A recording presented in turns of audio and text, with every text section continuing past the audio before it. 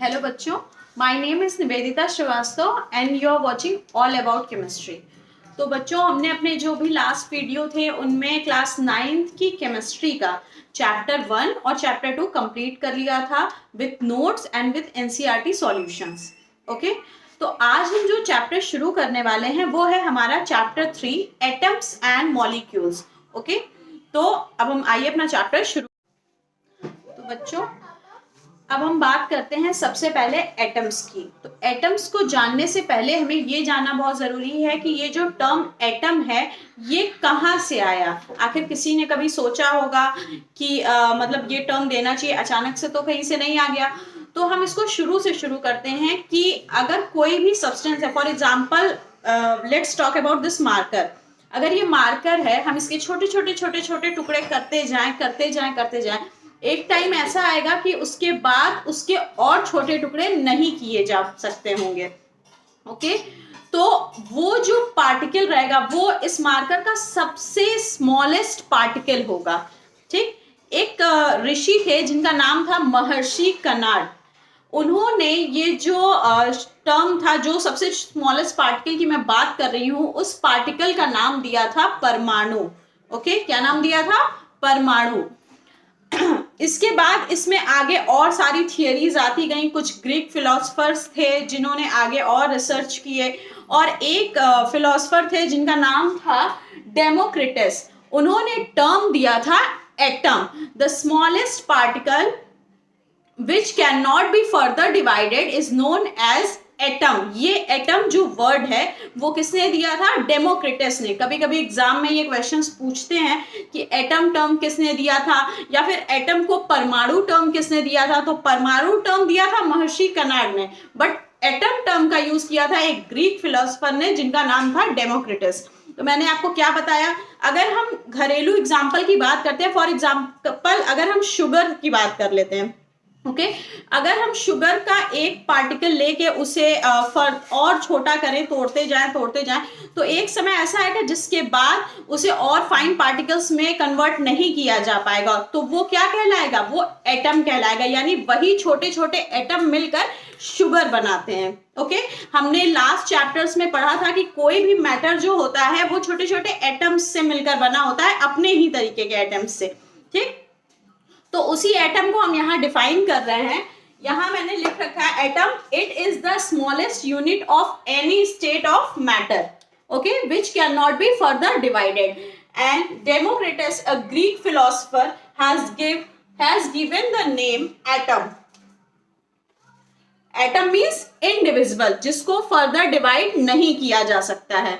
Okay, next term है हमारा molecule. अब बात आती है मॉलिक्यूल की। देखिए, जो शुगर होता है, ठीक, शुगर एक पार्टिकल तो हम कभी यूज नहीं करते ना, शुगर को हम यूज करते हैं एज सच बल्क में यूज करते हैं। तो वो जो भी बल्क में मैटर होता है वो छोटे छोटे शुगर पार्टिकल से ही मिलकर बनता है। मींस एक जैसे एटम से मिलकर अगर कोई चीज बनती है तो वो कहलाती है मॉलिक्यूल। ठीक है, जिसमें दो या दो से अधिक एटम इन्वॉल्व होते हैं। सेम टाइप ऑफ एटम हो सकते हैं, डिफरेंट टाइप ऑफ एटम हो सकते हैं, ये हम आगे पढ़ेंगे। बट फिलहाल आप ये जानिए कि दो या दो से अधिक एटम्स मिलकर मॉलिक्यूल का फॉर्मेशन करते हैं। और मॉलिक्यूल और एटम में एक सबसे बड़ा डिफरेंस होता है, वो क्या है? Atoms can not be further divided but molecules can be divided. Okay, so molecules, two or more than two atoms together form a molecule. For example H2N2O2। अब बात आती है ये H2N2O2 है क्या? देखिए, हम जो भी एलिमेंट्स जानते हैं, for example carbon, hydrogen, nitrogen, oxygen, fluorine, iodine, chlorine, bromine, जो भी जानते हैं, उनमें से ये जो H2N2O2 ऐसे ही और भी बहुत सारे हैं, वो हमेशा दो एटम्स के फॉर्म में पाए जाते हैं। मतलब ऑक्सीजन आपने कहीं भी पढ़ा होगा, बहुत छोटे से ऑक्सीजन पढ़ते आ रहे हैं, क्लास 6 से हमने O2 लिखना सीख लिया था, हाइड्रोजन को H लिखना सीख लिया था, वाटर को H2O सीख लिया था। तो ये सब क्या है? ये सब मॉलिक्यूल हैं। ऑक्सीजन कभी भी सिंगल फॉर्म में नहीं पाया जाता, ये हमेशा डाई एटॉमिक फॉर्म में पाया जाता है। इसको भी हम आगे और डीप स्टडी करेंगे, हमारे कोर्स में आगे चीजें हैं। What is mono atomic, what is di atomic, what is tri atomic. Means जो एक एटम के फॉर्म में हुए वो मोनो एटॉमिक, जो दो एटम के फॉर्म में ही एटमॉस्फेयर में भी एग्जिस्ट करते हैं उन्हें हम क्या कहेंगे, डायटोमिक। और जो 3 एटम्स के फॉर्म में होते हैं वो कहलाते हैं ट्राइएटॉमिक। तो वही H2 means there are 2 atoms of hydrogen in this molecule, H2 molecule, N2 molecule, O2 molecule and so on। इसी तरीके से और भी बहुत सारे मॉलिक्यूल्स होते हैं।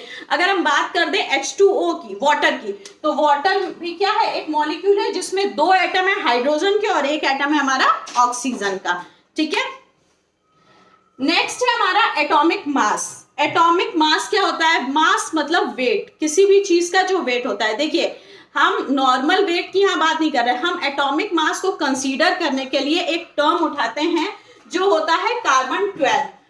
कार्बन 12 को हम 12 पावर ऊपर लगा के और कार्बन के नीचे 6 लिख के, 6 इसका एटॉमिक नंबर है और 12 क्या है, एटॉमिक मास है। कार्बन 12 के रिस्पेक्ट में हम इसको लेते हैं।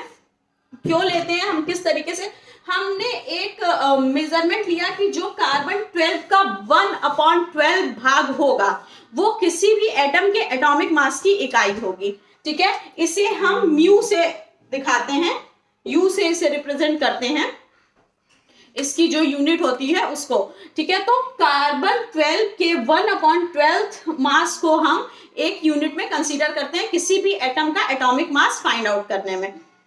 Atomic mass, it is defined as the average mass of the atom as compared to 1/12 the mass of carbon 12. Okay, and next is very very important for this chapter। ये जरूर से आता है आपके एग्जाम में। अगर इस चैप्टर, ये चैप्टर आपके कोर्स में आ रहा है, आपके एग्जाम में आ रहा है, तो ये क्वेश्चन डेफिनेटली पूछा जाता है, लॉ ऑफ केमिकल कॉम्बिनेशन।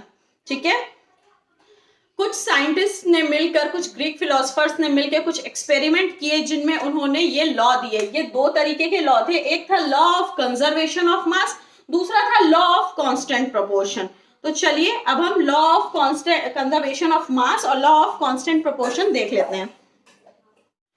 तो बच्चों हमारा जो पहला लॉ था वो था law of conservation of mass. अब इसका मतलब क्या होता है, देखिए हम लोग 7th 8th क्लास में हमने एक टॉपिक पढ़ा था law of conservation of energy. ठीक है, ये फिजिक्स में पढ़ा था हमने, मतलब 8th तक तो कॉमन साइंस ही होता है, तो उसमें पढ़ा था। तो उसमें हमने क्या पढ़ा था, energy can neither be created nor be destroyed. Okay, वही चीज हम यहाँ पढ़ेंगे law of conservation of mass में। बस यहाँ हमें जो बात करनी है वो हमें किसके बारे में करनी है, एटम के मास के बारे में करनी है और केमिकल रिएक्शन के बारे में बताएंगे हम यहाँ पे।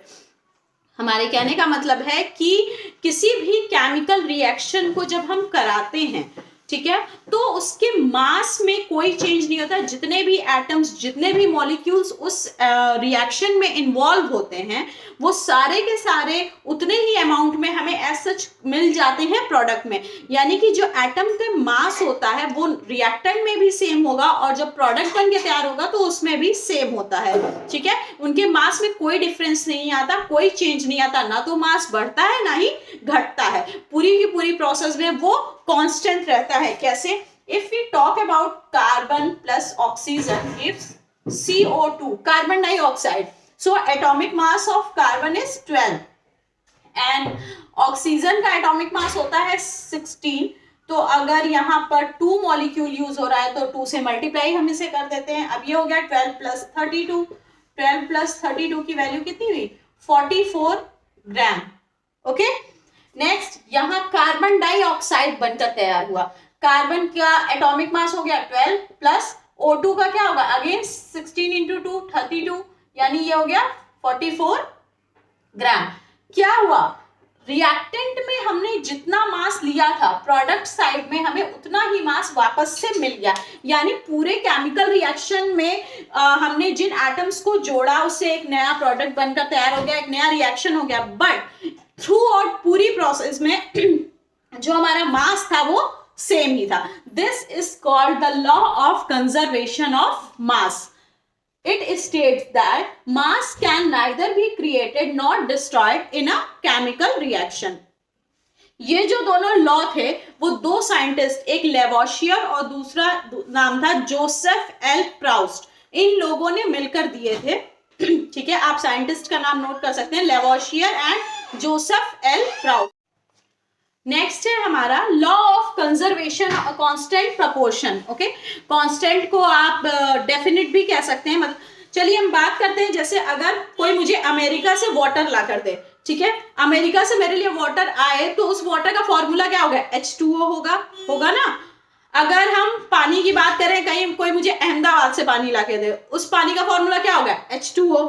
ठीक, हम अपने शहर की बात करते हैं, लखनऊ की, अगर हम लखनऊ में पानी लेते हैं तो उस पानी का फॉर्मूला भी क्या होता है, H2O ही होता है। मीन्स हम किसी भी कंट्री से, किसी भी जगह से, किसी भी तरीके का पानी लेकर आए, फॉर्मूला हमेशा क्या होगा, H2O ही रहेगा। यही कहलाता है लॉ ऑफ डेफिनिट प्रपोर्शन। मतलब कि जो भी केमिकल सब्सटेंस होता है, उसका जो फॉर्मूला बनाने के लिए जो नंबर ऑफ एटम्स इन्वॉल्व होते हैं, वो हमेशा सेम रहते हैं, भले ही वो कहीं से भी आ रहा हो। ठीक है, अगर हम बात करें H2O की, मतलब इसमें 2 एटम्स हैं, किसके, हाइड्रोजन के, और 1 है ऑक्सीजन का। अब ये हम चाहे किसी भी अमाउंट में ले लें, चाहे कहीं से भी मंगा लें, फॉर्मूला वाटर का हमेशा H2O ही रहेगा कि उसमें 2:1 का रेशियो रहे। यही कहलाता है डेफिनिट प्रपोर्शन का लॉ। किसी भी कंपाउंड की हम बात करें, उसका प्रपोर्शन हमेशा डेफिनिट रहेगा, अगर वो चाहे जहां से भी लिया जाए। जैसे अगर हमें H2O के 2 मॉलिक्यूल लेने हैं, तो ये क्या होगा, ये H4 होगा और O2 होगा, मतलब ये हमेशा 2:1 के ही फॉर्म में रहेगा। इसका प्रोपोर्शन कभी चेंज नहीं होगा। ठीक है, this is called law of constant proportion. In a chemical substance, the elements are always present in definite proportions by mass. इसे आप नोट कर लीजिए। तो अब आगे के जो भी टॉपिक्स हैं वो हम लोग नेक्स्ट वीडियो में डिस्कस करेंगे। तब तक आप ये सारे नोट्स को रेडी कर लीजिए और अच्छे से समझ लीजिए। अगर आपको कोई भी क्वेरी हो तो प्लीज़ मुझे कमेंट बॉक्स में कमेंट करें।